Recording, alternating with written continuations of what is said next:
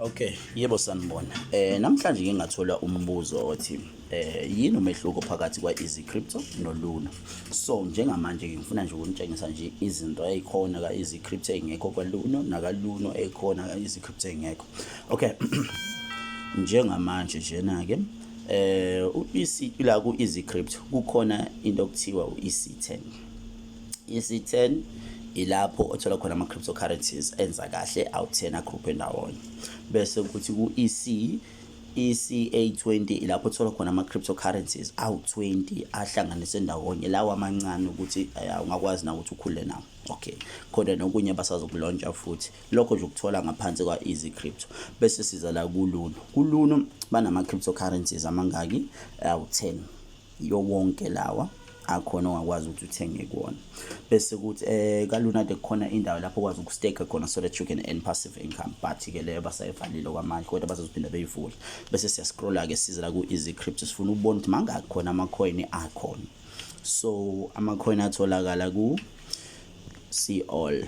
Okay, 1 2 3 4 5 6 7 8 9 10 11 12 13 14 15 16 17 18 19 20 21.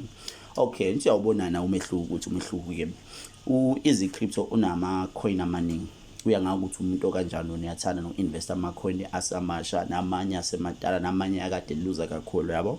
uLuno ustika kuma-coin kusho ukuthi usuku usuyishaya research yawo ubone ukuthi ama-coin azoba right abangakwazi ukuthi bewanika umphakathi wabo ukuthi bewusebenzise ibona lawa u10 because bayakholela ama-coin enza kahle. So kulamanye ama-exchange bayafaka onke ama-coin. It's just ukuthi wena kumele wenze research yakho wazi ukuthi uinvesta kuyiphi coin oyithanda yipi futhi wenze ngayo research wayithola ukuthi lena right iyona ongakwazi ukusebenzela. So umehluko ko yiyo le ukuthi nje ama-coin awalingani, khona i-app enama-coin amaningi khona nama-coin amancane and futhi nendlela eyenza izinto zibe simple ngakhona zihlukile yabo. uLuno nje yonke into yakhona ibeka obala, uyakwazi ukubona iBitcoin uyibona igraph yakho ukuthi manjani, yonke into nje simple ayidingi ukuthi lokhu ucabanga kakhulu. Sidlule lapho size lana ku-EasyCrypto. Naka EasyCrypto yonke into yakhona isimple. It's just that kodwa kuqala uma uqala uyifamiliarize nayo le app la because izokudida because iyakutshengisa nangesikhathi lapho othenge ngawo ama-coin ikutshengisa lana nayo ingenza into eziningi kodwa iyakutshengisa ukuthi nje manje ngisuke ngenza ama-screen out manje ayikwazi ungivezela kahle but nje iwo wonke ama-coin njengamanje nami ama-crypto awenzi kahle but I'm not giving up. I'll keep on buying more. Asibonge.